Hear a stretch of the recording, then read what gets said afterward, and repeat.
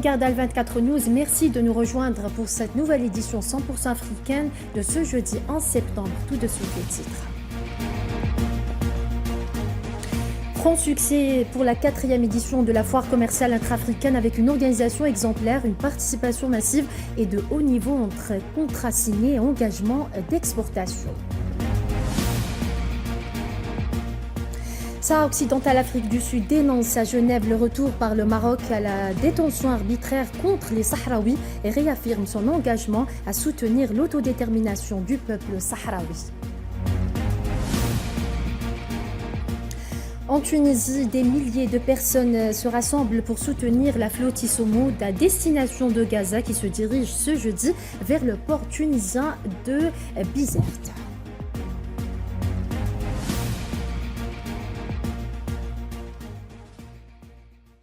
Bonsoir à tous. Elle fut mémorable. La 4e édition de l'IATF aura été l'occasion de faire le plein de contrats pour les opérateurs algériens. L'édition d'Alger restera comme celle des records. Au total, près de 50 milliards de dollars d'accords et d'investissements et des perspectives réelles pour l'avenir et l'intégration économique en Afrique. Kheradim Batash. Prolifique, exceptionnel, voire inégalable. Comment à rire d'éloges et de superlatifs au lendemain de la clôture de la 4e édition de l'IATF qui aura tenu toutes ses promesses, voire même plus. C'est dans cet esprit de résultat que l'édition d'Alger aura battu des records à plusieurs niveaux. Elle a réuni 2148 exposants, dont 1923 en présentiel et 225 virtuellement, dépassant les 2000 initialement prévus. Le nombre de visiteurs a lui aussi largement dépassé les attentes, atteignant 112 476 participants, dont 60 650 en présentiel et 51 826 de manière virtuelle, contre 35 000 attendus. La participation officielle a également marqué un tournant avec la présence de 14 chefs d'État et de gouvernement et de 6 représentants, contre 8 lors de l'édition précédente.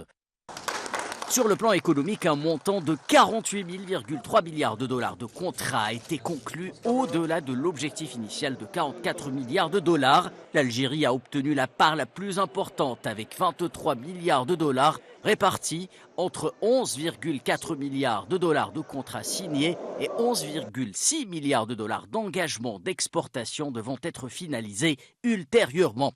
Les manchettes et les gros titres de la presse africaine ont été dithyrambiques. Le quotidien national ligérian This Day Live révèle que le rideau est tombé sur le sommet commercial dépassant les objectifs des organisateurs, enregistrant des records d'une valeur stupéfiante de 48,3 milliards de dollars, soit 4 milliards de dollars de plus que prévu. Pour le Business Day, autre quotidien nigérian, l'IATF 2025 place la barre très haut pour l'IATF 2027, révélant que dans tous les domaines acheteurs, exposants, pays, volume de transactions, cette édition a été la plus réussie. Le quotidien tanzanien Daily News a révélé qu'avec une participation record, des milliards de dollars d'accords et d'appels à l'action renouvelée, l'IATF 2025 s'est clôturé comme l'édition la plus importante et la plus ambitieuse à ce jour. Le média sud-africain YOL a titré quant à lui « L'IATF 2025 dépasse les attentes avec des accords commerciaux records de 48,3 milliards de dollars ». Le site électronique tunisien Tunisie Numérique a présenté pour sa part un titre révélateur du succès de cette édition, près de 50 milliards de dollars de deal à Alger, une édition historique. Enfin, le magazine égyptien Al-Aqariya constate que lors de cet événement majeur, l'Algérie est allée au-delà d'une simple présence symbolique pour affirmer sa position d'acteur économique actif sur le continent africain.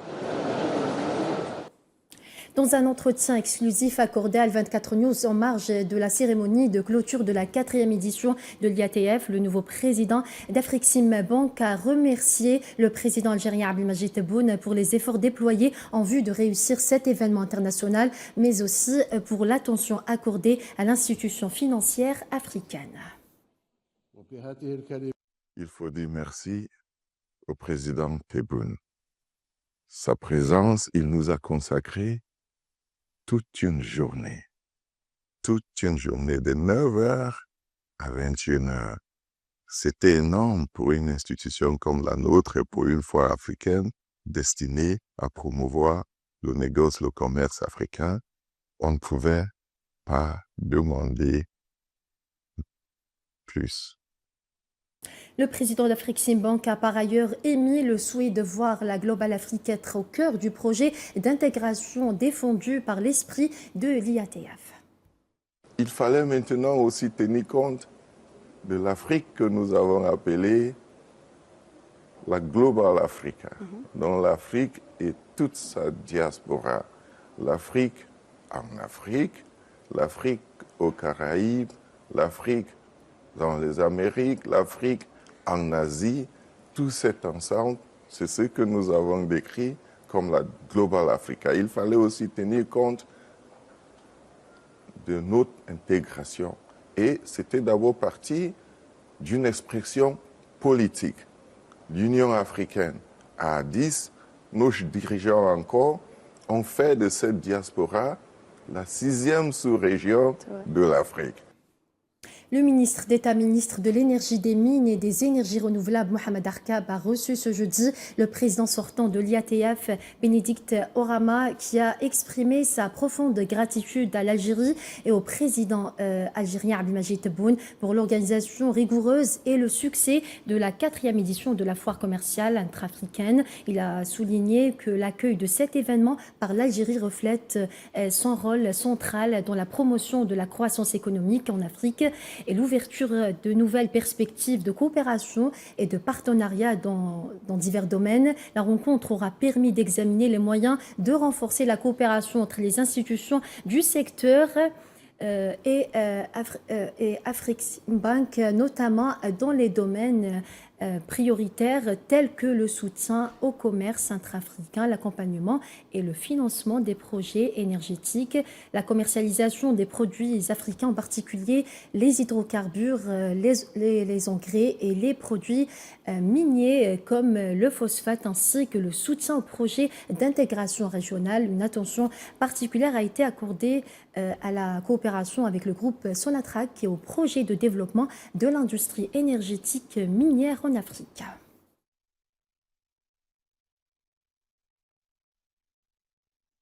L'Afrique du Sud dénonce au Conseil des droits de l'homme de Genève le recours par le Maroc à la détention arbitraire contre les Sahraouis.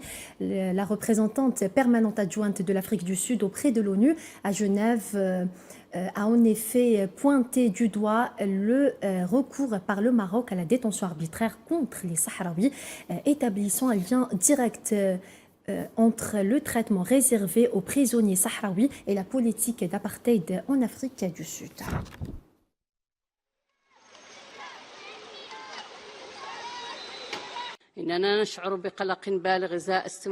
Nous exprimons nos vives inquiétudes quant à la poursuite de l'occupation du Sahara occidental par le Maroc et son entêtement à bafouer les décisions des Nations Unies et les droits internationaux. Le peuple sahraoui continue de subir les souffrances graves, violations depuis plus d'un demi-siècle. Nous exigeons la fin de l'impunité dont jouissent les dirigeants marocains jusqu'à ce jour, alors que j'ai été moi-même victime de disparitions forcées.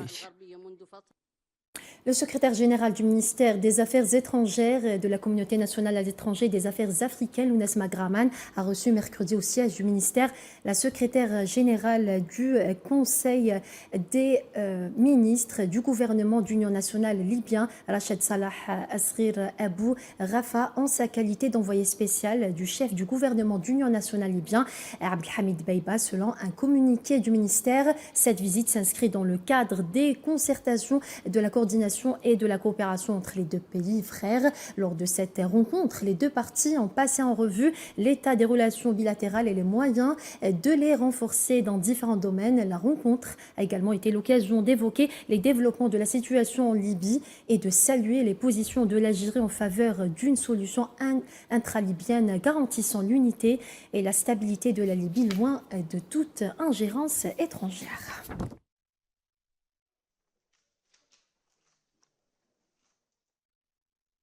Au Soudan, plus des trois quarts des enfants et adolescents en âge d'être scolarisés dans un pays déchiré par les conflits ne le sont actuellement pas, ce qui constitue une des pires crises éducatives au monde. C'est le constat que fait Save the Children. Une nouvelle étude de l'ONG souligne qu'ils sont 13 millions d'enfants sur un total de 17 millions en âge d'être scolarisés à ne pas avoir pu rejoindre les bancs de l'école.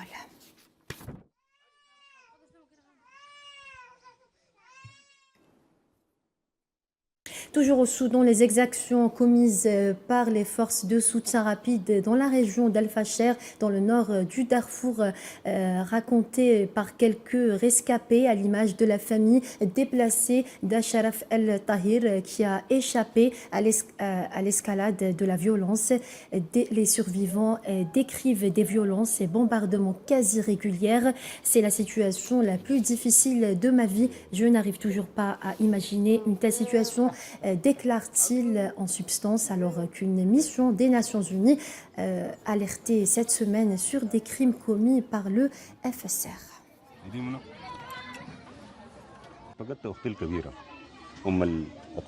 J'ai perdu ma sœur aînée, la mère de ses enfants, à Al-Fasher à la suite d'une attaque des forces de soutien rapide sur la ville.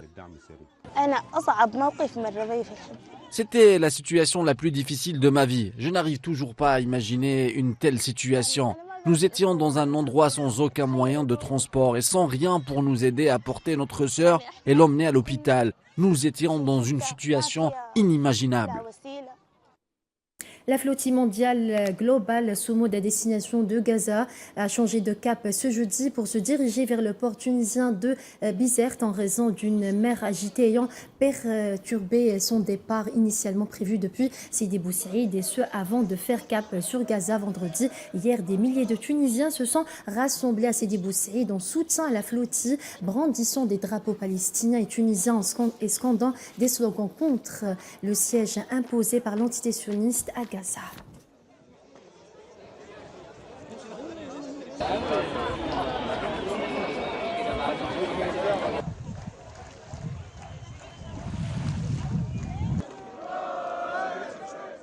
On ne peut pas s'engager pour la Palestine sans s'engager pour tous les autres opprimés. Mais ça commence par la Palestine, parce que la Palestine cristallise toutes les complicités de nos gouvernements, Et c'est pour ça que nous, simples gens du peuple, devons prendre la place de nos gouvernements, parce qu'ils ne le font pas. Et nous, personnes qui n'avons jamais navigué, nous engageons sur des bateaux et nous allons réaliser l'impossible. La plupart des Barcelonais, les bateaux en provenance de Barcelone sont en mouillage. Ils ne sont pas amarrés ici. C'est donc une priorité absolue pour nous. Et nous essayons de résoudre ce problème en embarquant tous les capitaines.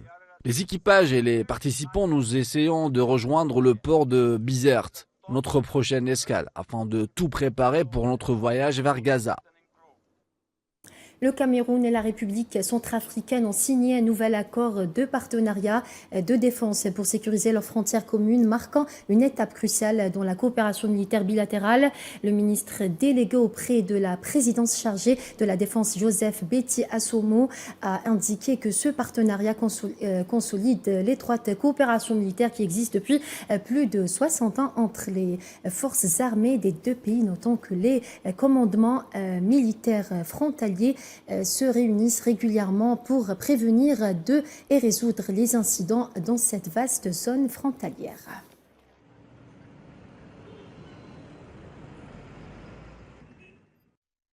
On clôture ce journal par une note de culture. Direction Batna au cœur des Aurès pour retrouver notre envoyé spécial Filah Laili depuis le théâtre Salah Mebarki.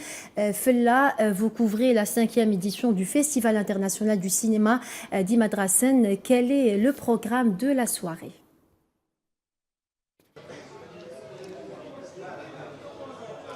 Nous sommes en direct de la Cinémathèque de Betna pour le deuxième jour de la 5e édition du Festival international du film Imedrassen. Aujourd'hui, des masterclass, des ateliers continuent de former les jeunes talents au métier du cinéma, tandis que les projections se partagent entre courts-métrages, entre films d'animation et de documentaires d'Algérie, de Turquie, de l'Italie et d'Iran. Les cinéphiles échangent avec les réalisateurs et découvrent des histoires uniques, ce qui fait de ce festival un lieu de partage et de créativité. Donc nous allons continuer à couvrir cette 5e édition du festival d'Imedrassen pour vous faire vivre l'expérience de cette 5e édition. Restez avec nous sur Al24 News. Merci Fula pour tous ces détails et retour sur la soirée d'hier. Le rideau s'est levé sur la 5e édition du Festival culturel international du cinéma Imedrassen avec la participation de plus de 50 œuvres cinématographiques représentant 27 pays, mais par-dessus tout un appel pour le renouveau du cinéma algérien et arabe. À Betna, le rideau s'est levé sur la 5e édition du Festival culturel international du cinéma Imedrassen, un rendez-vous désormais reconnu par l'État algérien comme une grande manifestation nationale. Cette année, nous envisageons de recevoir un nombre important de films dont nous avons retenu 51 représentants de 27 pays. Comme nous avons déclaré le Vietnam comme invité d'honneur de cette édition, et ce en raison des excellentes relations que ce pays entretient avec l'Algérie. Donc ce festival est moi je compare ça à des veilleuses, la veilleuse qui va lancer le cinéma. Le cinéma n'est pas au mieux, mais ce genre de rencontre aide à restaurer l'amour du cinéma au sein du public. C'est très important. De nombreuses personnalités du monde artistique ont pris part à cet événement, symbole d'un carrefour culturel et d'une Algérie tournée vers le rayonnement du 7e art. Il est essentiel pour nous en tant que Tunisiens et Algériens de traduire l'amitié que nous portons les uns pour les autres à travers des œuvres artistiques d'ampleur qui renvoient des messages à tous ceux que nous aimons et chérissons, à commencer par le peuple palestinien. C'est un réel honneur pour moi de faire partie de ce festival dans cette magnifique ville de Batna, entre tous ces jeunes, et lorsque je vois ces jeunes, je sens qu'une belle Algérie se profile à l'horizon. C'est un réel honneur pour moi que d'être en Algérie et plus particulièrement à Batna, dans ce beau pays, celui des martyrs qui a enfanté une révolution historique, et je souhaite faire partie d'un projet commun avec l'Algérie. J'étais extrêmement surprise, étonnée et ravie que dans ma ville natale, il puisse exister. Je suis une très grande cinéphile. J'aime beaucoup le cinéma, je vais beaucoup au cinéma. Et le fait de savoir qu'il y avait un festival de cinéma dans ma ville natale, j'étais enchantée. Et donc, quand il m'a invitée, j'ai dit oui, tout de suite, bien sûr. Avec Imedrassen et d'autres festivals, l'Algérie entend devenir une place majeure du cinéma en Afrique et dans le monde, un lieu de rencontre entre professionnels du 7e art.